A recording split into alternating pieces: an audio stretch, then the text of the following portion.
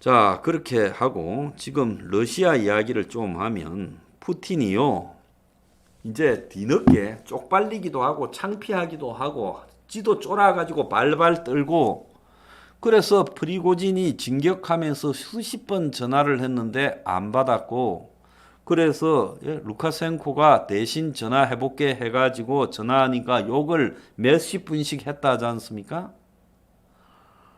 그런데 실제로는 이 프리고진이 25일쯤에 쇼이구 장관과 게라시모프 총참모장을 우크라이나 현장에서 붙들어 가지고 인질로 잡고 이 협상을 치렀는데, 용병 부대를 해산하지 말라고 눈치를 끌고 안 오니까 이제 플랜 B로 진격을 시작했고, 상당수의 러시아 장군들이 프리고진하고 내통을 해서 가담을 하기로 했는데, 그런데 막상 진격을 하니까 싸우지는 않았지만은 가담도 잘 안 하고 눈치만 보더라는 거 아니에요?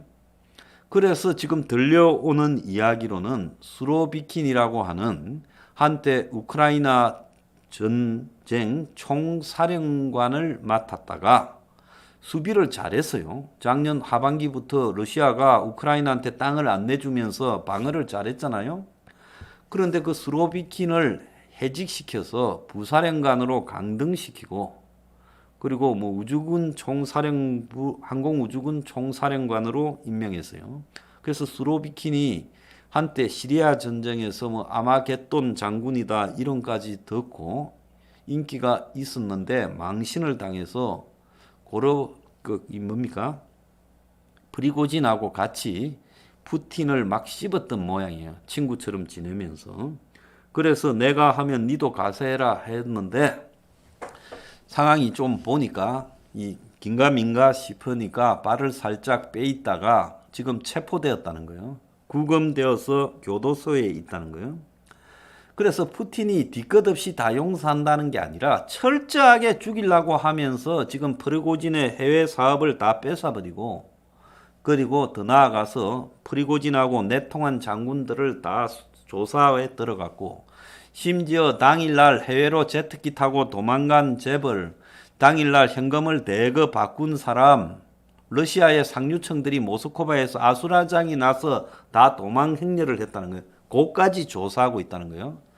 그러니까 푸틴 관상을 한번 딱 보세요. 쪼존하고 겁 많고 의심 많고 딱 스탈린하고 비슷한 관상이에요. 과거에 스탈린이요, 1940년대 후반 50년대 초반에요, 모스크바 외곽에 이 스탈린 별장이 있었는데, 거기에 밤마다 공산당 간부들을 불러서 술을 먹었다는 거 아닙니까? 그렇고 술 먹는 자리에서 한 놈을 씻기 시작하면 그 자리에 있다가 끌려나가서 밤사이에 없어졌다는 거 아니에요. 그래서 그 스탈린과의 술자리, 또 술자리를 마치고 집으로 돌아왔을 때 뒤늦게 누가 잡으러 올까봐 당시 소련의 장관인 사람, 사령관인 사람들이 다 발발 떨었다는 거 아닙니까? 그만큼 공포 정치를 해서 서로 감시시키고요. 그렇게 겁나게 해놓으니까 지가 정작 뇌출혈이 와서 쓰러졌는데 빨리 조치를 했으면 됐을 건데, 스탈린이 쓰러졌음에도 스탈린의 그 거대한 별장의 방의 문을 문지기들이 열지 않았고, 또 쓰러진 거를 문 열고 봤는데도 우리가 이걸 어떻게 손댔다가 나중에 또 살아나서 어떻게 할까봐 상당 기간 방치해놨다는 거 아니에요. 그래서 스탈린이 죽었다는 거예요. 그러니까 푸틴이 하는 꼬라지가 딱 스탈린이 한 공산당 특유의 의심하고 분열시키고 그리고 불안하게 만드는 것으로 부하를 통치했는데, 이번에도 쫄아가지고 녹화방송을 생방송처럼 틀어놓고 너네들 다 반역죄로 처벌한다 요래놓고, 지는 그게 녹화방송이었다잖아요. 생방송처럼 내보낸 게. 지는 지 전용기 타고 지금 상트페테르부르크로 도망갔었다는 말이 유력해요. 지도 도망간 주제에 도망간 사람들을 갖다가 다 찾아내라고 지금 그런 짓거리를 하고 그리고 지금 이 미친 듯이 움직인다는 거예요. 그래서 저거는 이제 아마 이 러시아 군부 내에서 수많은 사람들이 숙청이 될 거고 의심을 받다가 그래서 이제 저런 숙청을 하기 시작하다가 불안에 잠긴 사람들이 들고 일어나서 푸틴을 제거할 거라고 보고 있습니다. 그래서 푸틴이 결국은요 이제 지 무덤을 파고 있다는 거예요. 저게 지가 전 세계에서 푸틴 힘이 빠졌다 끝났다라는 걸 못 견디고 건재하다는 걸 보이려고 억지로 병사들 2,500명을 세워놓고 그 앞에서 배신 주동자는 배신자다. 그걸 용서할 수 없다 하고 2조 5천억 돈 수사해라. 자, 2조 5천억 중에 1조 3천억은 이 프리고진의 바그너 용병 월급으로 지가 준 돈이고 1조 2천억은 이 프리고진이 원래 요식업을 했으니까 우크라이나 전쟁에 나가 있는 병사들 밥에 먹이라고 케이터링 서비스로 준 돈. 그래서 푸틴이 러시아 국방 예산으로 2조 5천억을 지 오른팔 프리고진한테 줬어요. 그리고 프리고진이 시리아니 아프리카의 중앙아프리카 공화국이니 짐바브웨니 마다가스카르니 차드니 리비아니 중동의 시리아니 이런 데에서 이 용병들을 보내놓고 광산을 차지하고 코발트를 차지하고 구리를 차지하고 금강을 차지하고 이렇게 받은 돈들 가스전을 차지하고 유전을 차지하고 그 돈이 다 어디로 갔겠어요? 프리고진 혼자 먹었겠어요? 바그너 그룹을 프리고진 혼자 먹었겠냐고. 우리가 흔히 이야기를 하는 식으로 보면 프리고진이 그렇게 해서 벌어들인 돈을 푸틴한테 개인적으로 상납을 하지 않았겠어요? 페이백을 했죠. 예? 그리고 심지어 푸틴이 러시아 국방 예산으로 프리고진한테 음식 조달 사업을 하라고 다 밀어줬다는 거 아니에요? 먼 우크라이나 전쟁에 있는 러시아 군들에게 밥을 먹여라. 자, 그걸 1조 2천억 줬으면 실제 밥을 하는 데는 한 4천억만 쓰고 그리고 한 8천억 남겨서 니하고 내하고 나눠 먹자고 하지 않았겠어요? 그래서 이제 프리고진이 입을 열어야 될 때예요. 푸틴이 용병 월급 주라고 준 돈 중에 얼마 받아갖고 푸틴이 우크라이나 전쟁에 나선 러시아 병사들 밥에 먹이라고 준 돈 중에 얼마를 대받아갖고 푸틴이 아프리카 내전에 참가해서 정권을 뒤집고 반란군을 진압하는 대가로 차지한 금강에서 다이아몬드 광에서 얼마를 받아갔고 리비아 가스전 유전에서 얼마를 받아갔는가.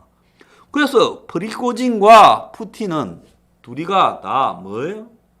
둘이가 돈을 뒤로 주고받는 사이지요. 솔직히 말하면 프리고진이 바그너 그룹을 통해서 벌어들인 돈의 상당수가 푸틴에게 상납되고 일부만 프리고진이 먹을 거라고 봅니다. 예? 그거는 프리고진이 브로카 피 받는 거고 실제 주인은 푸틴이에요. 러시아의 최대의 그 가스회사, 석유회사 가즈프롬 사장이 사실상 푸틴이잖아요. 러시아의 원자력 발전 회사의 실제 사장은 푸틴이에요. 그래서 푸틴은 러시아의 모든 자원을 지 개인 회사화했어요.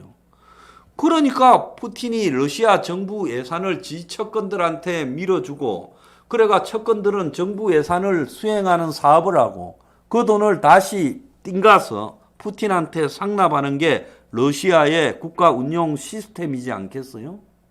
그래서 같이 해먹는 게 아니라 프리고진이 푸틴의 뇌물 사업을 대행하다가 지는 묵을 것 좀 떼고 남은 것은 푸틴한테 다 상납한 사이지요. 그래서 러시아는 국가 자체가 마피아 조직처럼 운영되는 겁니다. 왜 푸틴이 군을 통해서는 그렇게 돈을 벌어들일 수 없잖아요. 아프리카에 군대를 보내가지고 돈을 받을 수는 없잖아요. 그러니까 용병 바그너 그룹을 아프리카에 중동에 보낸 거예요. 그러니까 포주 좋은 이야기네요. 프리고진이 그야말로 이 푸틴의 포주고 푸틴은 포주한테서 뜯어먹는 이 뒷배죠. 그래서 이 둘이가 그렇게 해 먹다가 이제 와가지고 2조 5천억을 조사라고 하면 프리고진이 다음에 이제 폭로해야 될 일은 푸틴이 나한테 일을 시켜놓고 돈을 다 뜯어먹었다라고 폭로하는 것만 남아있다는 거야. 아시겠습니까? 그러니까 러시아가 국가가 아니에요. 여러분들은 러시아를 근대적이고 현대적인 국가처럼 생각하는지 모르겠는데 제가 볼 때는 러시아는 국가가 아니라 옛날에 만주 중국이라는 정부가 제대로 이 베이징 근처에나 작용했고 실제 만주는 중국 정부의 권력이 작용하지 않는 거대한 진공지역이고 여기서 군벌들이 마적단이 도적대가 관동군 일본 관동군 오기 전까지 거기서 다 도둑질 해먹고 뜯어먹고 살았잖아요. 그러니까 러시아는 거의 옛날에 만주와 비슷한 그런 마피아 국가라는 거예요. 러시아를 정상적인 국가라고 생각하면 안 되고 그럼 마피아 조직의 핵심은 뭐예요? 총이잖아요. 그러니까 러시아가 북한식 성군 정치를 하면서 총을 가지고 그야말로 공포와 무력으로 통치하면서 국가의 자원, 뭡니까? 러시아의 자원이 석유, 가스, 원자력, 또 더 나아가서 원목 이런 자원들을 채취해 가지고 팔아먹고 그 돈을 갖다가 전부 갈취해서 푸틴이 지가 대부분 갖고 일부 지 쫄따구들한테 나눠주는 마피아 국가야. 그래서 러시아에 산업이 없잖아요. 물건 중에 러시아 산업을 봤습니까? 없어요. 러시아는 산업체가 없다는 겁니다. 러시아에 갔다가요, 해외로 출국할 때, 러시아의 캐비어 같은 거 사가오면요, 공항에서 잡습니다. 그러면, 이거 세금 계당, 살 때 세금까지 포함된 걸 내고 샀는데, 나중에 또 공항에서 세금 내래요. 그러면 어떻게 합니까? 야, 못 내겠다 하면, 잡아간다 급조요. 그러면, 퉁쳐서 10개 얼마 이러면 그래 세금 그 자리에서 세금이라 해놓고 깎아줍니다. 이게 러시아 수준이에요. 그러니까 러시아는 위에서부터 밑에까지 부패가 지배하고 있고 왕창 썩은 나라예요. 그래서 이런 러시아의 실상이 이번에 드러났다. 내가 프리고진을 팬든다 쩐다. 나 프리고진도 그것도 양아치 중에 생양아치라고 봅니다. 다만 푸틴한테 반기를 들어서 그래도 마음속에 용기가 좀 있는 양아치다라고 생각하는 거죠. 그래서 저런 러시아가 앞으로 국가로 살아남겠냐? 전 암울한 이야기다. 자, 그래서 러시아가 그렇고 오늘 보면 이 미국의 연준 의장 파월이 유럽 중앙은행 스페인 총회에 가가지고 미국이 7월 달에도 금리 올리고 또 올리고 두 번 더 올리고 더 올릴지도 모르고 2년 동안 금리가 내려갈 거라고 기대하지 마라. 그래서 열이 단단히 받아가지고 인플레가 너무나 세다. 금리를 더 올리고 계속 오른 금리가 장기간 유지될 거다. 유럽 중앙은행 총재 라가르드가 금리가 앞으로 내려갈 거라고 월가나 주식시장에서 반응하는데 큰 코 다칠 거다. 2년 동안 금리 안 내려간다 그랬어요. IMF의 수석 부총재가 금리가 한 2년 동안은 꿈쩍도 안 하고 더 올라갈 그랬어요. 그래서 세계 4대 국책은행, 연준, 그리고 유럽 중앙은행, 영란은행, 일본은행의 총재가 전부 이구동성으로 IMF와 더불어서 금리가 올라갈 거고 2년 동안은 안 내려갈 거다. 내가 그랬죠. 작년에 금리가 올라갈 거고 2년 동안은 안 내려갈 거. 정확하게 그렇게 가잖아요. 자, 그것뿐만 아니죠. 그것뿐만이 아니라는 겁니다. 최종 금리가 6.5%까지 갈 거라는 JP 모건의 이야기도 나왔어요. 그래서 올해 말에 5%대 중반, 내년에 6%까지 갈 수 있다 말도 제가 했어요. 그런데 사람들이 뭐라고 했습니까? 금리가 하반기에 내려가고 피벗 올라가다가 내려가는 계기가 만들어졌다. 그래서 상저하고다. 오늘 아침에 언론의 제목 중에 제일 기가 찬 게 이제 나빠질 게 하나도 없다. 이제 좋아질 일만 있다. 한국은행이 소비자 심리조사를 발표했는데 굉장히 양질로 나왔다. 그래서 소비자들이 다 한국 경제를 낙관적으로 보고 있다라는, 도대체 외계인 에어리안들을 상대로 조사했어요. 그러면서 반도체가 회복되고 중국 경기가 좋아질 거고 또 헛소리를 하고 자빠졌고 또 부총리도 비슷한 이야기를 했어요. 너희끼리 그냥 뭐라고 하나요? 정신 승리하고 있어요? 아니, 미국의 당장 주식시장이 지금 금리가 2년 동안에 올라가고 절대 안 내려온다고 전 세계가 다 입을 모아서 말을 했어요. 그래서 이제 끝났습니다. 한국은행이요, 미국과 조만간에 2.25% 차이가 난다. 오늘 당장 지금 이 시간 현재 환율이요, 1314원이에요. 자, 금방 1300원대에 오고 가지 않습니까? 그래서 한국이 금리를 안 올리면 한국은행이 이제 금리가요 1,400원대, 1,500원대로 갑니다. 그런데 뭘 믿고 금리가 내려갈 거다. 지금 새마을금고 난리 났잖아요. 연체율이 폭등하고 또 1,500억 횡령이 생기고, 그리고 연체율 6%라고 내가 오늘 방송에 셌어요. 안 그래도요. 새마을금고 연체율 6%라고. 그리고 새마을금고에서 7조 원의 돈이 빠져나가고. 내가 새마을금고를 이야기할 때는 저게 제일 빨리 망할 가능성이 있다고 보고 한 거예요. 그래서 이 경제 부분에서 내가 여태까지 여러분한테 했던 말 중에 틀린 게 어디 있어요? 자, 그렇게 연준도 왔다 갔다 하고 세상의 전부가 왔다 갔다 할 때 내가 금리 못 잡는다. 이런 수준으로 올려가지고 택도 없다. 확 올려야 된다. 그런데 확 못 올리고 찔끔찔끔 올리거나 섰다 올리거나 이러다가 금리도 인플레 못 잡고 인플레도 못 잡고 결국 금리가 올라갈 만큼 올라가고 상당 기간 못 내리게 될 거다라고 합니다. 자, 엊그제 한 부동산 관련 회의가 있었는데 오늘 보면 서울이 지금 아파트 가격이 16개월 만에 반등을 했니 난리를 치고 있는데 한 이 교수가 나와가지고 뭐라 했는가 하면 PKT 지수라는 게 있어요. 국민들의 순소득 대비 분자가 순소득이고 분모가 순자산. 그래서 이거는 뭔가 하면 실제로 벌어들이는 것보다 빚이 얼마나, 이 자산이 얼마나 많은가.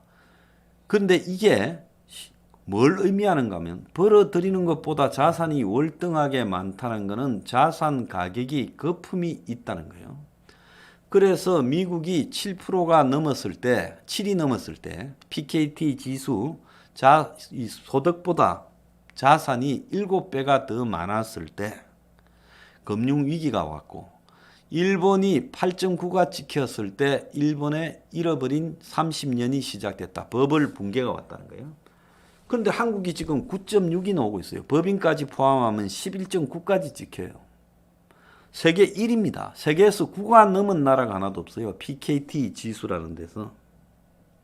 그래서 한국의 자산이 엄청나게 고평가되어 있다는 겁니다. 거품이 끼어 있다는 거죠. 국민이 벌어들이는 소득 수준에 비해 한국의 자산 가격, 부동산 아파트 가격이 어마어마하게 비싸다라고 지적을 했고 그런 것들을 감안했을 때 한국의 부동산은 다시 급락을 할 수밖에 없고 지금 올라가는 것이 보이는 것은 데드캣 바운스다. 제가 한 말 그대로 했어요. 여러 가지 보여지는 우려되는 요소들, 역전세라든지 미분양이라든지 브릿지론이라든지 PF라든지 이런 것들이 다 하일리 법칙, 경고가 잦으면 곧바로 나중에 폭탄이 터진다라는, 그래서 폭탄이 터지기 전에 신호가 여러 차례 온다는 거다라고 말했습니다. 제가 그렇게 하지 마라, 주식하지 마라, 그렇게 이 금융자산이나 부동산 자산에 투자하지 마라고 하는데 저한테 조롱하는 놈들이 있어요. 엊그제도 한 놈이 댓글 달아. 그 놈은 상습적으로 하지요. 뭐 항장수 대공황 10년 해서 하면서요. 내가 그 놈한테 이야기합니다. 이리 와가, 여기 와서 네 이름 딱 대고 네 얼굴 까고 나하고 이야기하자는 거야. 그래서 내가 니한테 논리적으로 밀리면 이 뉴스 브리핑 방송 접고 당도 해산시키게. 나와서 해봐라는 거예요. 그래서 결국은 지금 제가 여러분 앞에 자신있게, 내가 요즘 경제 현상에 대해서 굉장히 자신있게 단도직입적으로 말을 하지 않습니까? 그럴 때는 제가 제 나름대로 분석을 해보니까 이게 돈을 이렇게 풀어가지고 돈 남발, 화폐 남발이 인플레를 초래하고 있는데, 화폐가 획기적으로 줄어들기 전까지는 인플레가 안 잡히고, 그래서 화폐 회전 속도라도 늦추기 위해서 금리를 올려서 브레이크를 잡아야 된다. 그게 지금 하고 있는 짓이에요. 예? 금리를 인상시키는 거예요. 화폐량을 조금이라도 줄이고요. 그런 부분을 하려 그러면 금리를 많이 올려야 되는데 찌질찌질하게 올리고 있죠. 그러니까 절대로 인플레가 안 잡힌다는 거예요. 그 외에 나머지 조금 나빠졌다 좋아졌다 이런 거는 의미가 없는 거야. 그거는 도둑질 해먹으려고 속이는 이야기들이고 레드캡 바운스예요. 죽는 놈도 움찔할 때가 있어요. 죽다가 살아나서. 그러니까 여러분들한테 내가 말씀드리는 거는 절대로 자산에 투자하지 마라. 코인은 이건 사기입니다. 근처도 가지. 비트코인요. 언젠가 비트코인 제로 됩니다. 내 단언합니다. 모든 코인이 제로가 됩니다. 주식요. 지금 주식 샀다가 아마 쪽박 차는 순간이 옵니다. 올해 안에. 부동산 올해 안에 다시 폭락하기 시작합니다. 그러니까 정신 차리라는 거예요. 특히 이 방송 듣는 사람들은 정신 차리라는 거예요. 그래서 지금 제가 제일 불안한 사람이 뭐냐? 주식 투기꾼들 이런 것들이 황장수가 절대 아니라고 하니까 아니 막판에 좀 더 뜯어먹고 그리고 문 닫으려고 하는데 그게 지장이 있죠. 얼마 전에 정권사 애널리스트란 놈이 정권사 보고서에 이 회사 주식이 올라갈 요소가 많다 써놓고 지는 그 보고서를 공개하기도 전에 그 주식 샀다가 지 보고서가 공개된 직후에 팔았어요. 지 말대로 올라갈 거라고 하면 왜 팝니까? 그래서 지만 5억 2천만 원을 벌어먹었다고 하잖아요. TV 나와서 주식하는 것들, TV 요즘에 이 PP 채널들 중에 주식하는 거 굉장히 많잖아요. 그런 데서 부동산 하는 것들, 유튜브로 주식하는 것들, 부동산 하는 것들, 코인 하는 것들, 사람 아닙니다. 그것들은 사기꾼이에요. 그런 것들을 믿고 거기에 귀 기울이고 이러다가는 당신 인생 쪽박찹니다. 내가 분명히 이야기합니다. 없는 사람이 작은 푼돈 들거나 남 돈 빌려서 도박해서 돈 따는 예는 없습니다. 그러니까 도박하지 말라는 거예요. 뭔 말인가 알겠어요? 그냥 지금 시기에는 이 자산이 폭탄이 터져서 그야말로 폭락해서 당하지만 않아도 지키고만 있어도 이자도 생각하지 마세요. 지금 시기에는 현금 들고 손해만 안 보면 다행이라고 버텨야 된다는 겁니다. 뭔 말인가 알겠어요? 이런 시기에 어리버리한 젊은 애들이 동학개미니 서학개미니 그렇게 할 때는 네가 이 세상 다 아는 것 같이 이 세상의 진리는 간단해요. 어설픈 자들이 돈도 적고 정보도 없고 그리고 커넥션도 없는 사람이 이 투기판에 돈을 딸 수 없다는 겁니다. 뭔 말인가 알겠습니까? 그러니까 그런 짓거리는 생각도 하지 마. 그래서 지금 현 정권이 이제 나쁠 게 하나도 없다라고 말하는 걸 듣고 저는 드디어 정신이 있는 사람이 하나도 없구나라고 생각을 하게 됐습니다. 자, 오늘 비가 간혹 오고 말고 할 모양인데 역삼동에서 고생하시는 분들은 좀 조심하시고 건강 조심하시기 바랍니다. 또 요즘 이 병원에 노인들한테 코로나가 굉장히 확대되고 있대요. 애들 독감이 지금 11만 명이 걸렸다고 뭐 이야기도 있어요. 그래서 독감이 유행하고 노인들 코로나가 유행을 하는데도 어디에도 경고하지 않습니다. 그래서 건강 굉장히 조심하시라 제가 당부를 드리겠습니다. 자, 배당은요. 지금 하지 말라는데 배당은 무슨 놈의 배당을 하고 있습니까? 이 홍종혁 씨 정신 좀 수습하세요. 방송 마치겠습니다. 감사합니다.